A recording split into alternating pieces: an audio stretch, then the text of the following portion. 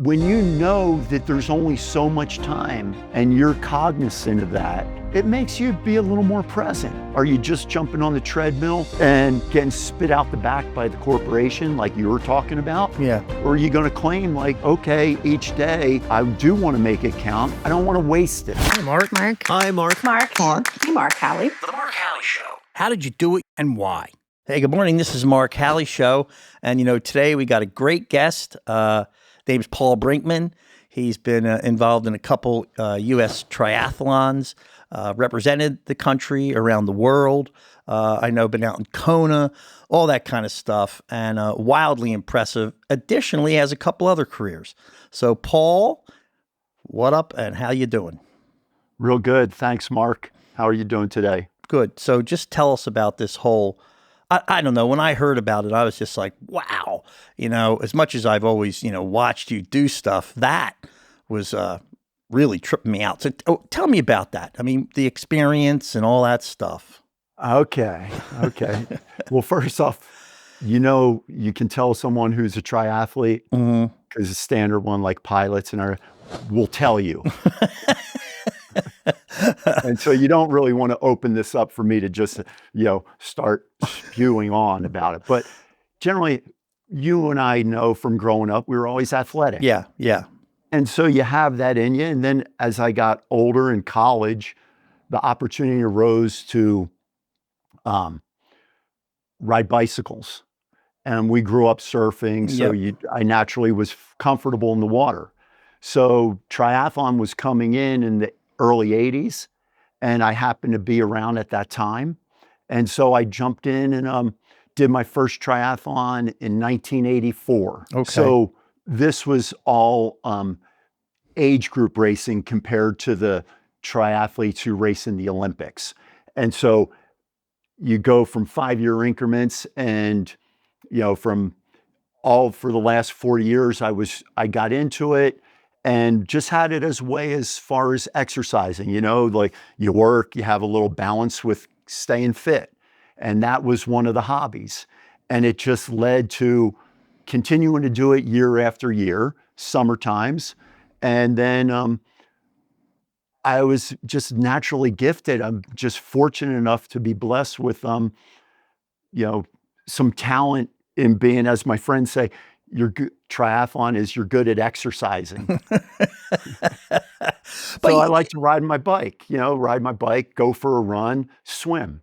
So growing up in triathlon in the 80s, Kona and Ironman was a crazy thing where they would give away entries to anybody if you could fog a mirror. Okay.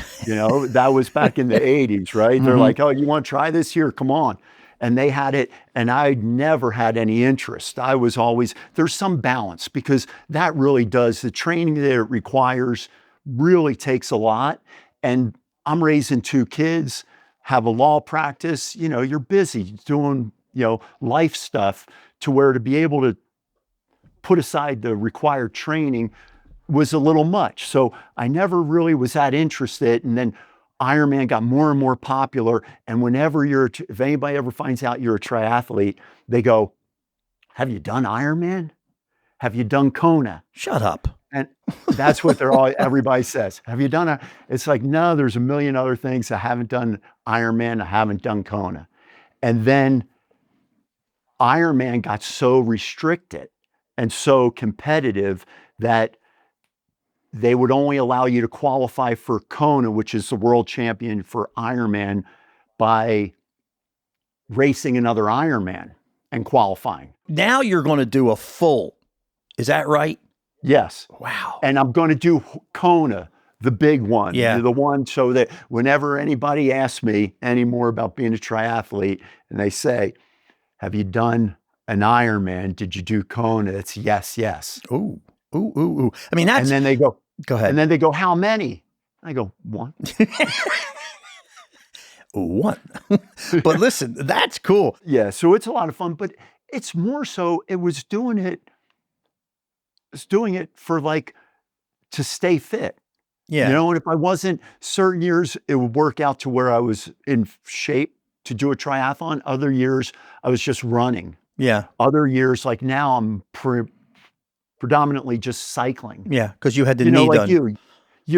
but I think some of us you're either have it or you don't, whether you have that bug Mm-hmm. to where, and I don't know the psychology on it, but to me, I want to go do something each day, whether it's skiing or surfing or running or going for a bike or doing something or going for a walk and a hike with the wife. And, Mm-hmm. you know, I mean, I think some of us have that. And some people Yeah. look at exercise like it's a bad word. I know when you know that there's only so much time and you're cognizant of that, it makes you be a little more present Yeah. as far as what are you doing with your life? Are you just jumping on the treadmill and getting spit out the back by the corporation like you were talking about? Yeah. Or are you going to claim like, okay, each day I do want to make it count and I want to be productive and I want to feel good about it. Yeah. I don't want to waste it. Yeah. Yeah. Well, you get one path,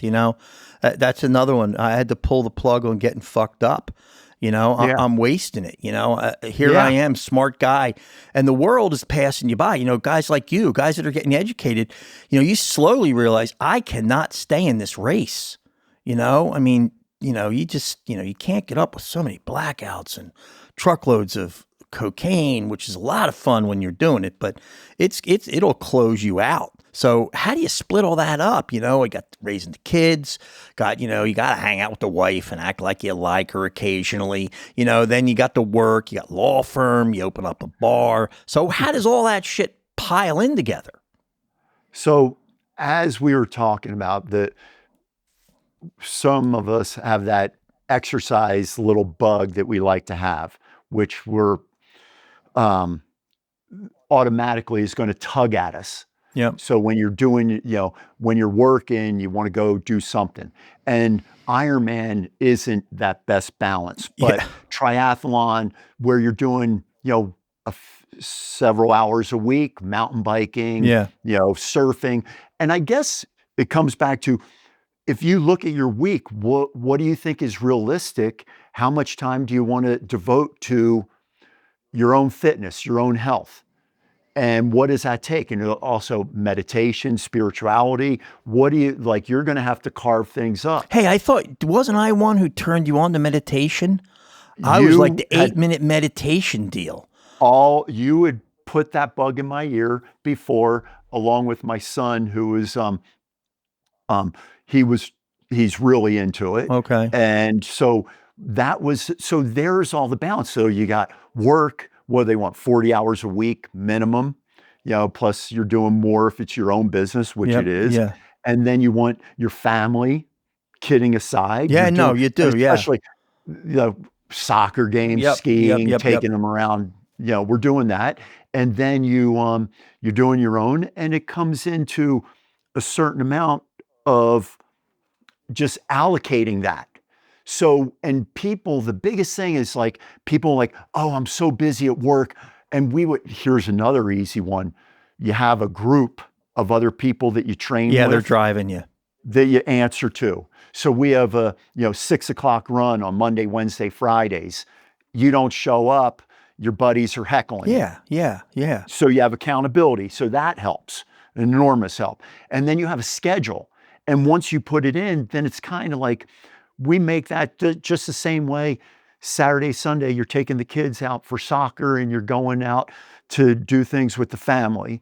Other days I'm waking up at 6 and going. So you do have to wake up early, to get a lot done. And I'm not saying Ironman, but I look at it now, I'm at least putting 15 hours into fitness, another 5 hours into mental. Yeah. And, 5, half hour a day, meditating, affirmations and trying to get my head right. Get set for the day, and then balance it off with some exercise and come socialization, go to work, keep the mind working. So I was fortunate enough to realize that was probably key early on. Mm-hmm. One of the things I also did, and this is the dinosaur stuff, curiously, this is my first podcast. Yeah, well, that's okay. That's okay. You're kicking it. You're kicking it. I didn't have a cell phone until I had basically semi-retired from my old practice a few years ago. I love that. I love that. Came to the firm here, and they gave me one. They're like, boy. no, you can't be. If you want to work here you go. You guys, what are you doing? What do you mean no cell I remember phone? that. I'd have to call Tess. Over. You know, I call Tess. Is call Paul around? No, I always, when I do some talks and they used to say, you know, balance in life, it's like a seesaw. You know, every once in a while I get it all caught up and it's even on the bar, and then it starts wobbling, and then, you know, it hits one side. So you really only know when you're off when it's off. Then you got to really even it up, because it's a weird place. You're constantly battling it, you know. It's like, fuck, you know. I think that's true until you totally establish it into your routine and your schedule, and you prioritize it and you make it. Because I have a lot, you know, it's real easy. It's like, oh, I'm so busy this week, or I have a trial, or I can't make the workouts. And it's like, no, that's exactly when you do need to make the workout. Because that stress doesn't go away on itself. Just working more doesn't make the stress go away. So what I found that seemed, or at least worked for me, was to, one, get a handle on what you have, what you want to accomplish, what you need to do. It's kind of like when we were in high school, it was easier. You had to go to school, and then you did after school, you had practice. Yeah. And so I transitioned as I grew up, and that you have family, and then you have work, and you have your outside things. It's like prioritizing and making a schedule. And so that you're not going in on a day by day with going, oh, what am I going to do today? Oh, maybe I'll go, we'll see what happens. Because if you wait and see what happens, I can assure you that your me time of going for a run is going to the back. Yeah, it's just falling away. That's what's going to get cut. And so what you really have to prioritize is committing to a schedule, and knowing that when, the extra client called at work and was going to keep you wait, that normally you would just blow off your exercise or your personal time to do it, to where you go, no, I'm going out there and I'm still going to do it. So that discipline of, back to what you were saying earlier, somewhat about how when we were little kids growing up and we just surfed and just tried to do that one wave of just trying to stand up, to where now in later life, it's like, I commit to doing this much per week of working out. And if you can make that schedule at the beginning of the week, so you're not trying to have to make a decision day to day as far as what you're going to do. You know, I always say people come into a day. There's two different people. Some come into the day and they walk into the day and you say, what's going on? I have no fucking idea. You know, what's going to happen? First phone call, I shit my pants. And then I'm like, well, you lost. Days, you're done. You're done. You're cooked. And I think that's so much. And I think I've had for years now, after I did make meditation a routine part of the practice, is that I wake up, and the same way I shave and brush my teeth, I'm doing through meditation, I'm doing a workout. And that's a good one too, where if you can do your workout, whatever it is, right away, before you can get the distractions of life, you know then that you're coming into the day, and I'm checking the boxes, what I need to do to get my head right mentally, what I need to do to get my body right physically.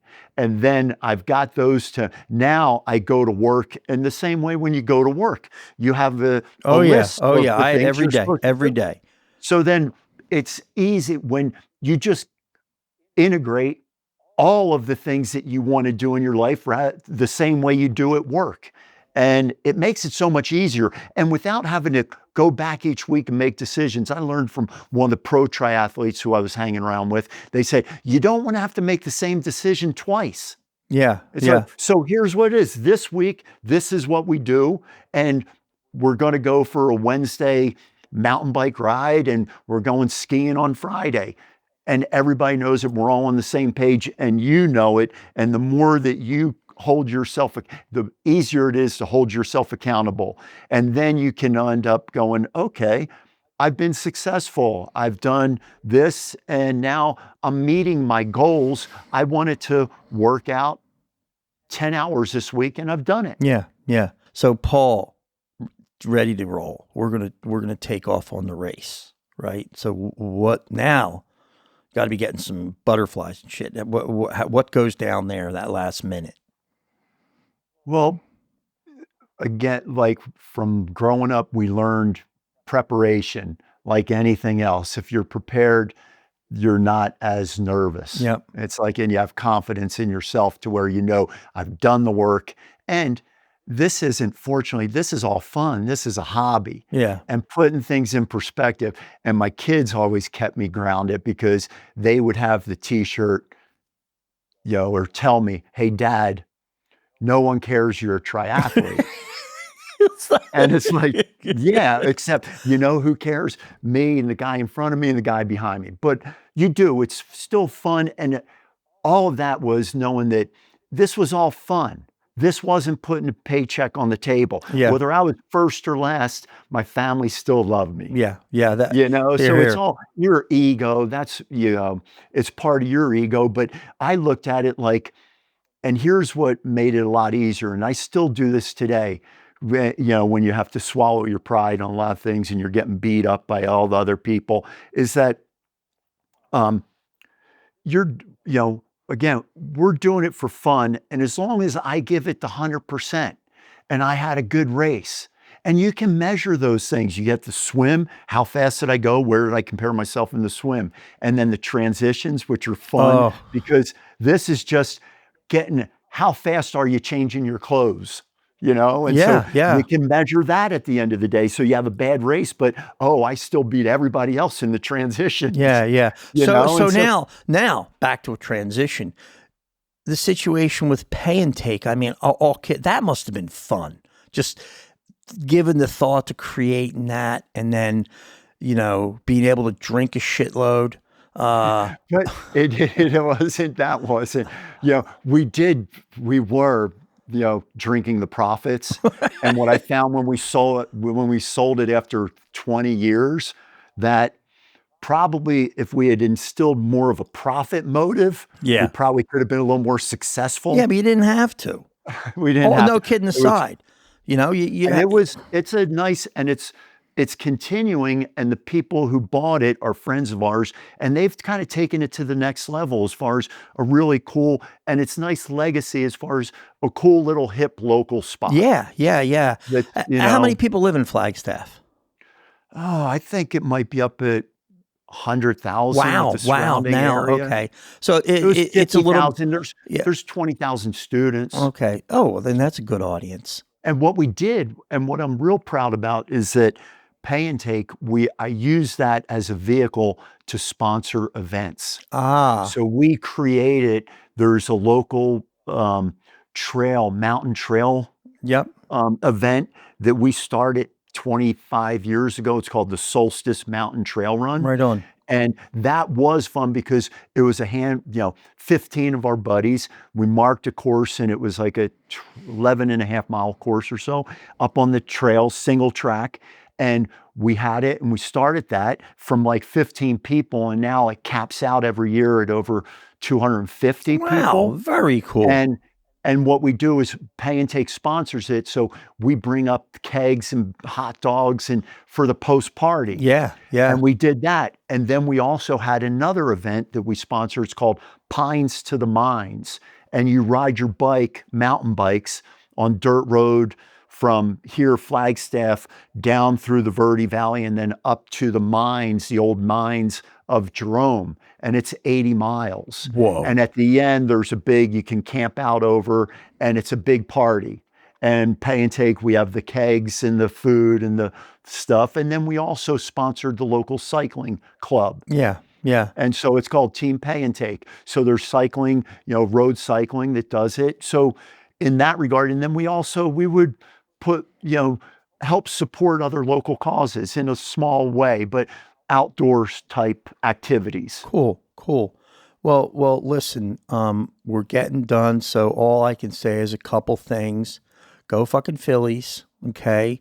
Downtown, was it downtown Larry Brown, who used to be the wideouts, we used to like him. And then I know you've fallen away a little, but I'm a little disappointed with you, but fucking Eagles. Hey, so Paul, thanks so much for coming on the show. I mean, what a story, all the different phases of your life, Mark. And it's great to touch base as, old great friends and then hearing about your career. So thanks a lot for coming on. Well, thank you. Thank you for listening to The Mark Howley Show. If you found this story as intriguing as we did, give us a like, share the episode, and subscribe at The Mark Howley Show. New episodes every other Friday. Adios.